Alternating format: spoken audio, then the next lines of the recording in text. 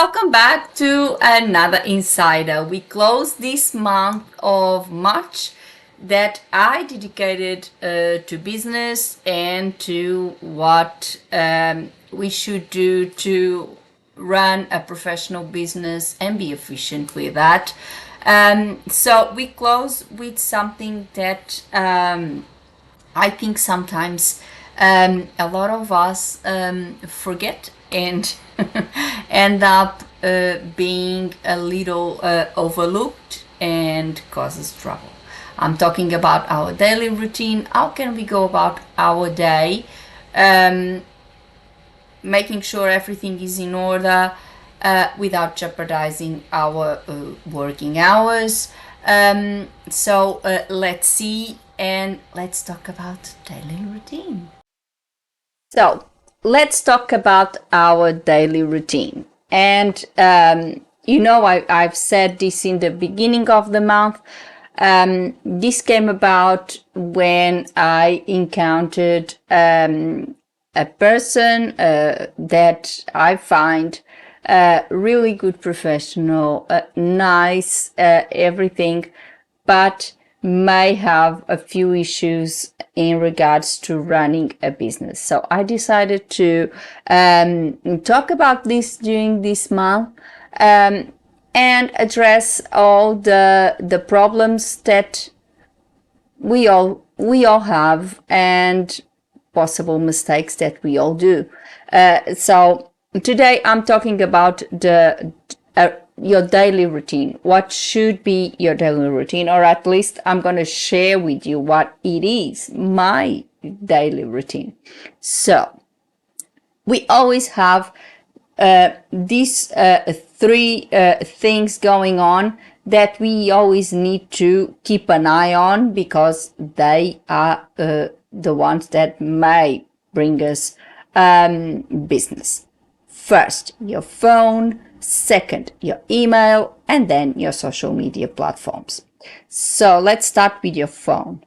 When you have a business, of course, your phone is going to be connected to that business. We all do that. So make sure your phone is with you at all times and answer all possible calls. I know this is not possible all the time. Sometimes you might be in a meeting, depending on, for example, what you do. You might be, if you are a teacher, for example, you might be in class. You cannot answer your phone when you're in class. That's all good. Or if you are a translator like me, you might be in the middle of a project and it might not be entirely possible to answer right away. Although for translators, that may be slightly easier to stop for a few seconds just to answer a phone and then go back to work.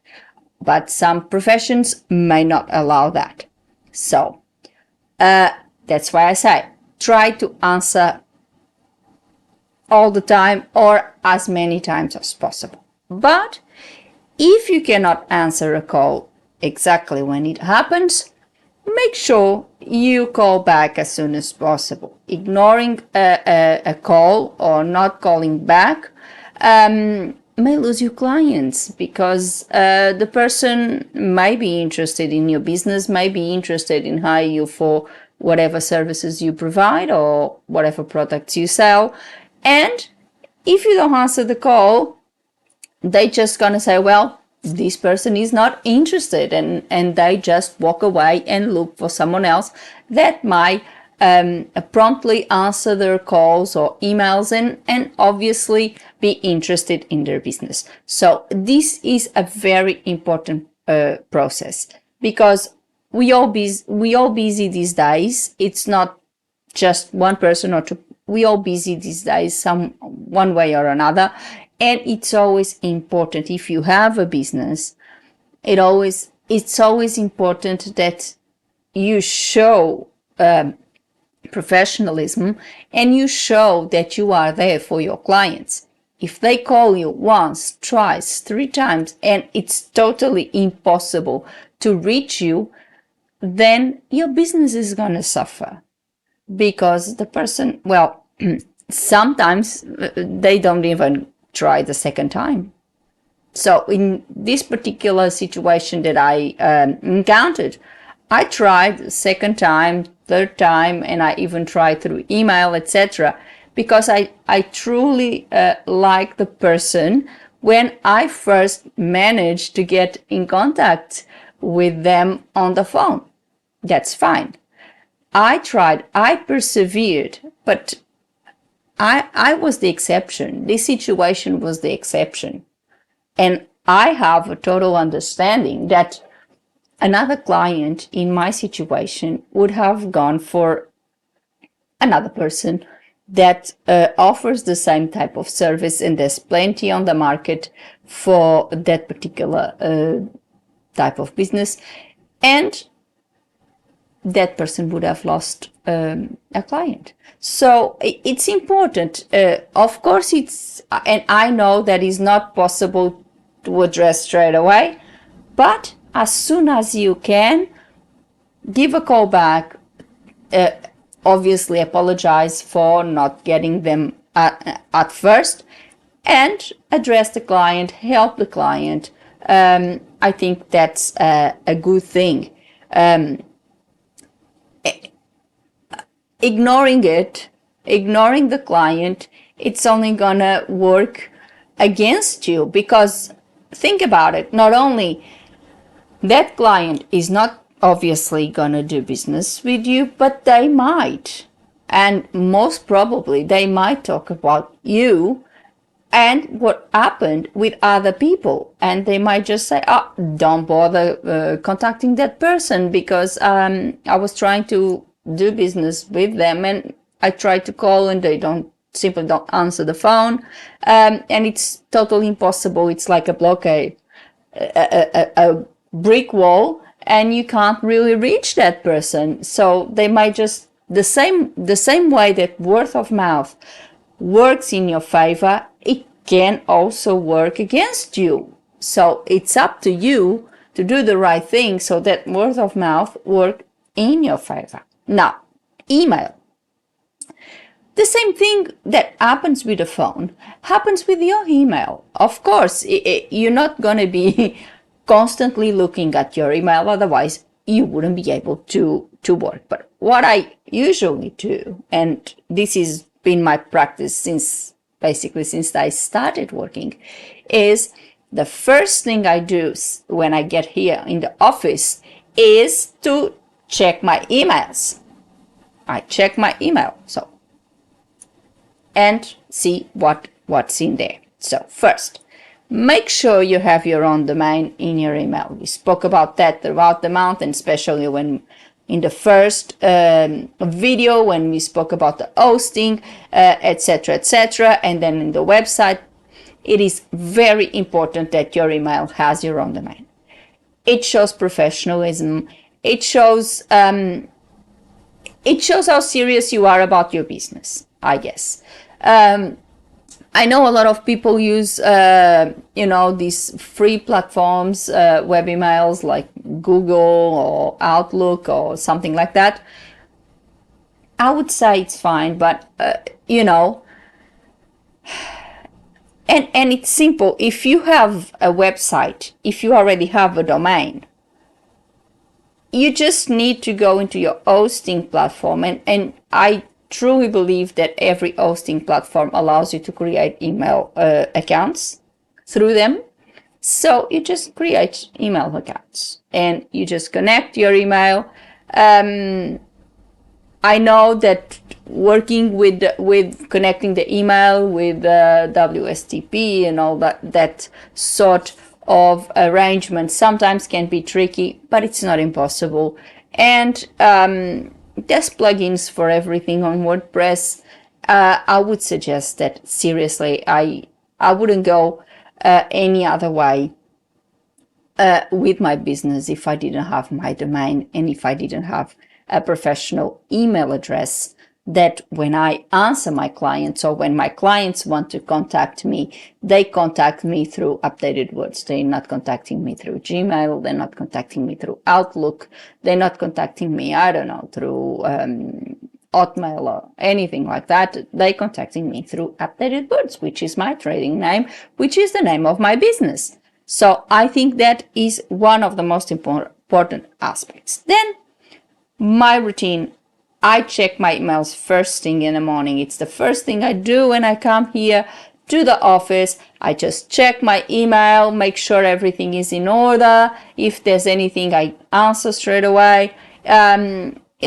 Check all the junk, all the stuff that obviously may not interest. And then I always check my junk box. The reason being is a lot of good emails end up there, and you won't believe these days it's happening more and more. And if you don't check your junk box, then eventually it gets deleted automatically and is business loss. And of course, it's a bad reputation for you.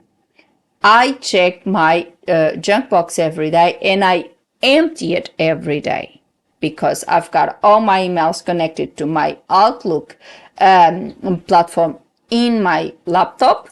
So I go there, I check all my accounts, I check everything in there, and I see if there's anything in the junk box. I know that something is there. I go there and I check. So if it's junk, yep, delete. If it's not junk, I restore it, put it on the inbox, and I address it. Very important. You may lose a lot of good emails because of that. I understood that, for example, in this particular situation I encountered, my emails were going through the junk box, and the person was not checking the junk box. So it was a complete situation where I could not contact this person in any shape or form. And it was seriously frustrated on my side. And for the person, it was almost a client lost. I was just one step away of totally walking away, even though I liked the person when I first spoke to them. I liked the person. I thought it would be a good option for what I needed, but I was almost walking away because, time was passing. I needed that service, and I was trying to contact the person, and I was just going around in circles, and I was not getting nowhere. So I was almost about to give up. So it's that bad. Then, if you have an autoresponder, I know a lot of us, and I do, if I take a day off, if I have something going on and I'm going to be absent from my office, I put an autoresponder. I think it's a good idea because then if the client contacts you, they get an automatic response. It's like they are automatically acknowledged. However, in my view, that may not be enough. Of course, the client is not expecting you personally to address because they already had that autoresponder. But if they receive an email from you directly saying, "Oh, I apologize, I'm currently out of office, I'll be back such and such day, and I'll be able to help you," or read what the client said and tell them straight away. For example, if it's something that you cannot help with, just put the client out of their misery and just tell them, "Oh, unfortunately, I'm not a good match for this project. This is not my scope," or whatever it might be. And then you address the client in your answer. If you can help, you say, "I'm currently out of office. I'll be back in such and such day, and I will prepare the quote for you," if they already sent you the files for you to quote. Or if they haven't sent you the files, you can also say, "Please, would you provide me the files in the meantime? Would you provide me the files so on such and such day, when I come back to my office, I will prepare your quote first thing in the morning." And this reassures the client, shows professionalism, and reassures the client you're really interested in their business and you want to help and you are there for them. So I think it's very important. Of course, you don't need to be checking email, every second. It's impossible. You have to work, or a phone or anything like that. But if, for example, when you are there in the morning, if you check everything first thing in the morning, and then let's say every hour or so you have a look. If you have all your email accounts connected to Outlook in your computer, then it's even easier, because if an email comes up, you get a nice pop-up window on your right bottom corner, noticing, a notice that a notification that email has arrived. So it's not a problem, it's not really difficult, and it's easier to maintain. Then social media, the same thing.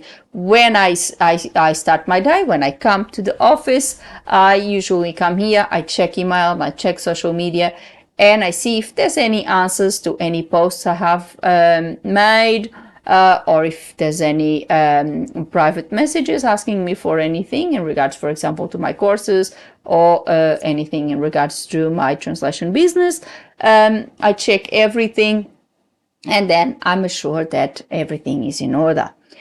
But sometimes I know, depending of course on your business, if you run a business that it requires you, for example, to be out and about, going to clients, and it might be difficult to check email all the time, even though now with a mobile phone you can do everything, because everything is on your phone and you can just look at a phone and you have everything there. But if that is not possible, if you think that you cannot answer emails as promptly, if you cannot answer calls as promptly, and your business grew that much, because obviously if you can't answer emails or you can't answer phones, it's because you're extremely busy, you have lots of clients, and you have a very filled up schedule, which is good. It's a very good sign that your business is growing and you're doing the right things. But if you cannot answer emails, if you cannot do these little things, then maybe it's time to invest in having someone that takes care of that admin for you, I would say. If you grow that much that you can no longer be on top of things like that, or because the nature of the work that you do, it is not inside an office and doesn't allow you to be looking for these things all the time. However, I would say that with the mobile phone, you can, because you can easily answer an email on your phone, you can easily call back, and that is done exactly there on the phone. So I would say then just have to invest in someone to help you out with that. Just ignoring clients or this sort of thing just will lose you clients, and you may, as I said, you may be busy now, and you may have a very full schedule because you have lots of clients, etc. But if you continue down this path, if you continue the path of not answering emails, of clients don't last forever. It would be good if they did, but they don't. And eventually they move on and they don't need the service anymore, and you need new clients. And if you keep like that,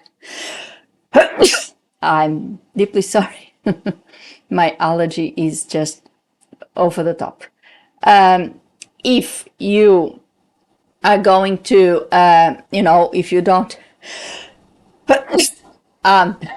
sorry, if you are not going to answer phones, if you're not going to answer emails, eventually the clients that you have would move on, and you won't have new clients coming in because they would just walk away.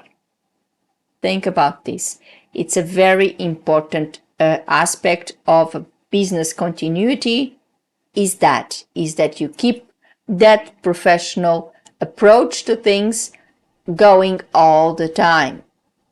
And that means taking care of your business, answering emails, answering phone calls, checking your social media pages, posting, etc., etc., having a hands-on approach on everything, I would say. And that's all for today. I hope you like this insider and this month of March about business. But if you have any questions about anything that was discussed during this month, or if you have any other questions regarding to your business or anything like that, please leave a comment below. I'm very, very, very happy to answer you. And of course, if you have any suggestion of any topic you would like me to discuss in our insiders, please do leave a comment below and I'll be here for you. And put a like on the video and subscribe the channel with a little click on the bell so you get a notification of a new insider every week. As I said before, a lot of you come and watch my content, watch my videos, but do not put a like or subscribe. That's fine, but the reason I'm asking you to do so is that if you do, the YouTube algorithm will pick up that I'm having more views, that I'm having more subscribers and likes, and they will actually show my content to more people. So it's totally free. I'm not going to spam you with emails or messages or anything like that. That's not the purpose of it. So it's totally free. You get a notification of my content, and you obviously see like the blue dot under my channel. You watch if you want, of course. So it's totally up to you watching or not. But subscribing and putting a like and leaving a comment helps me grow my channel and helps other people to find it and find my content. So please put a like and subscribe with a little click on the bell.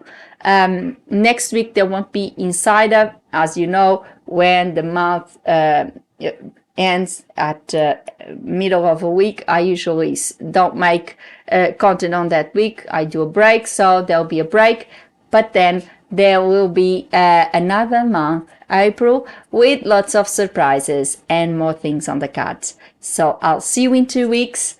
Thank you very much for watching. I'll see you then. Thank you. Bye.